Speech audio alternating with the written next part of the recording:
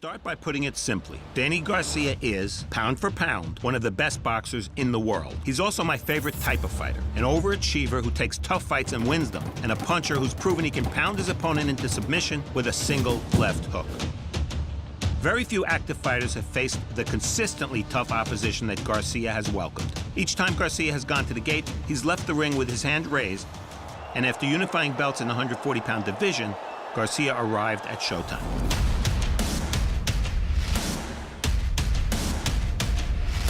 On the first boxing card at the Barclays Center in Brooklyn, Garcia was rematched with the aging veteran Erik Morales. Garcia did what a young fighter is supposed to do to an old fighter. He pounded the future Hall of Famer in the opening rounds, and when they both launched left hooks in round 4, Garcia was first to the trigger, and that was that. Oh my, just a brilliant shot. Knocks Morales through the ropes. That's it, just like that.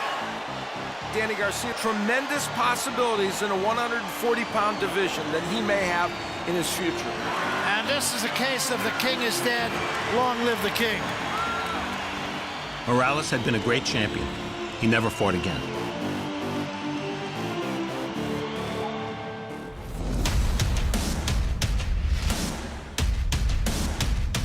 The following spring, Garcia returned to Barclays Center to face Brooklyn native and former 140 and 147-pound champion Zab Judah. Garcia employed an effective game plan early on, attacking Judah's body, and he stuck to it. The young champion showcased his speed and his strength throughout the first half of the fight and wobbled Judah several times. Oh, and he hurts Judah with that right hand. Judah absorbing all kinds of punishment in the corner. And he rocks him with that right, and he's still on his feet. Then in the 8th round, Garcia countered Judah and sent the veteran to the canvas with a right hand. Great exchange, and down goes Judah. Straight right hand through the guard. Judah showed his resilience by coming back strong after the knockdown and outfought Garcia toward the end of the fight. Blood now trickling down from the hairline of the champion. But Garcia stood tall, and the two traded shots until the final bell. Fucking magnificent. Danny Swift Garcia, he remains the unified 140-pound champion, improving to 26-0.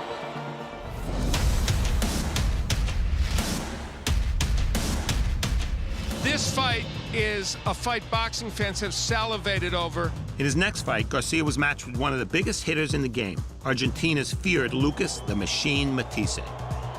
I was no different than almost everybody else. I thought Matthysse would win by knockout. Matthysse started strongly and dominated the first half of the fight. And Matthysse going on the attack. Oh my, that left hook had some thunder on it. The Argentine quickly racked up a lead, winning 5 of the first 6 rounds on all 3 cards. Wake the fuck up! Let's go, Dad! Let's go! Dad, let's go! And after some motivating words from his father, Garcia put on a clinic of clean counterpunching and effective combinations, rendering Matthyse's eyes completely shut. He's gaining confidence as the fight's going on. Oh, what a 4-punch combination! Heading into the championship rounds, the fight was still up for grabs. Early in the 11th, Matthysse rocked Garcia with a right hand that sent his mouthpiece flying. Garcia rallied, however, and sent Matthysse to the canvas for the first time in his career. Right hand to the body, 3-punch combination. Garcia has Matthysse down! An action-packed 12th round closed out an action-packed fight. And a dynamite close to this championship bout! We were headed to the scorecards. And still. Garcia won by close but unanimous decision, and with this victory established himself as the man to beat in the 140-pound division.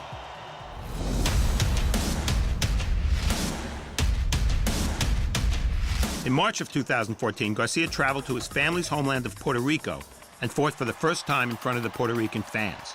He faced the slick and always troublesome Mauricio Herrera. Oh, and there was a stiff right hand from Herrera. Going from Matthysse to Herrera was like trying to hit a knuckleball after having faced Aroldis Chapman's 105-mile-per-hour fastball. Garcia had trouble landing cleanly. The fans here in Puerto Rico becoming a little restless with what they're seeing from the champion, who's trying to get on track now against the very tricky challenger, Mauricio Herrera. I thought Garcia lost, and I certainly wasn't alone in scoring for Herrera. I think Garcia's disappointing performance was largely due to Herrera's style. Still, he left the ring with a majority decision win and 2 championship belts. Beginning in 2015, Garcia's next 3 fights were all on primetime television and in a new division, welterweight.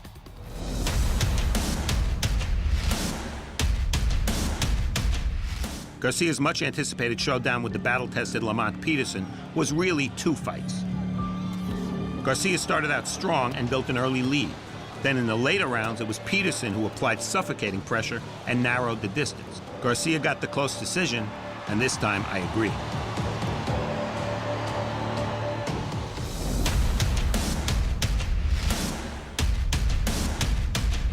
Garcia returned in August and faced master boxer Paulie Malignaggi, who provided a different kind of test. This was a matchup of fighters heading in opposite directions.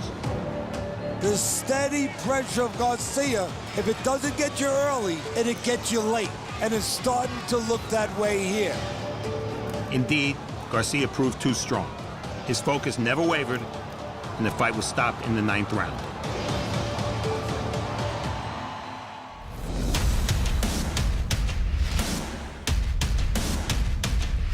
In his most recent major fight, Garcia went toe-to-toe with former 2-division titleist Robert the Ghost Guerrero. If Garcia needed to assume the role of aggressor versus Malignaggi, he was wise to play boxer versus Guerrero, who's among the most physical welterweights in the world. Garcia showed maturity, dimension, and creativity in coming on strongly in the second half to close out the fight. I thought Garcia fought with both skill and intelligence, something we've grown accustomed to seeing from him. He did more than enough to secure a unanimous decision victory. This win made him a 2-division champion. Danny Garcia is now 33-0 and a champion at welterweight, a division that remains the deepest and most talented in boxing. Garcia was an underdog for his fight with Amir Khan. He was an underdog for his fight with Lucas Matthysse.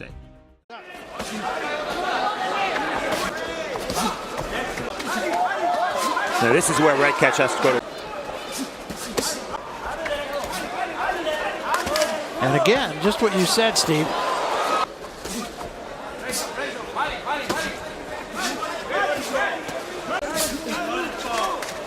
Because he's the smaller guy and he's getting away.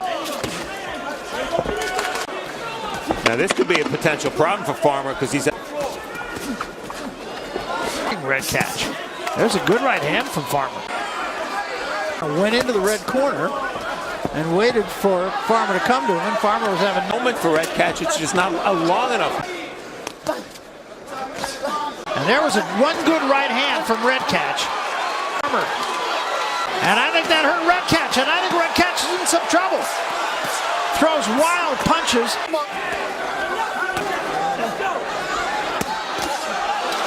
Action. Yeah. Keep your head up. That's just kind of right hand from Redkach. Farmer, keep your head up. It is a rule in boxing that you're not allowed. Deduction, I don't think is very meaningful by itself. And he's not landing anything big. No. Is that by looking this way against the lightweight? On the leg, I believe, from Farmer.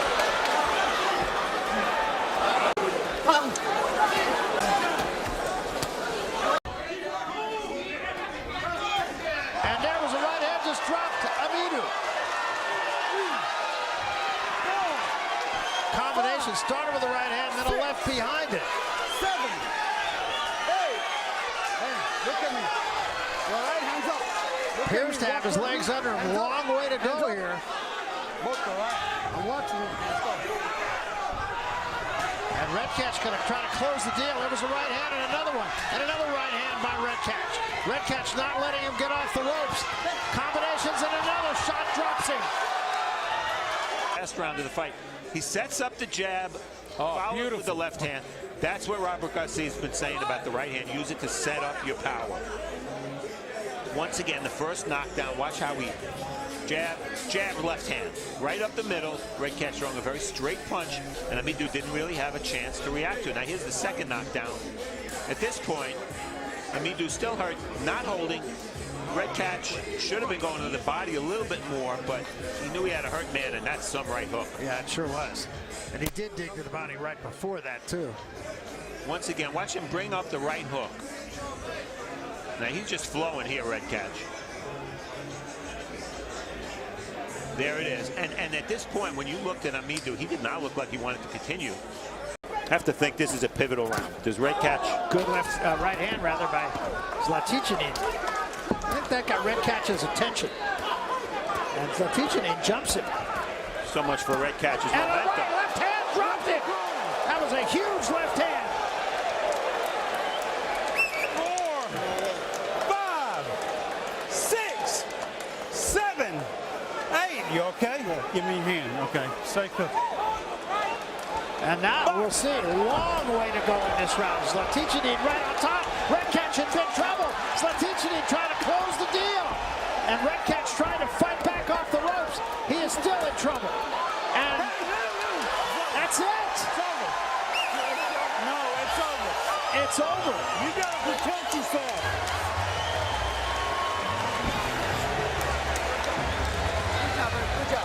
Good job, Redkach. Huge win and a great finish by Zlaticanin.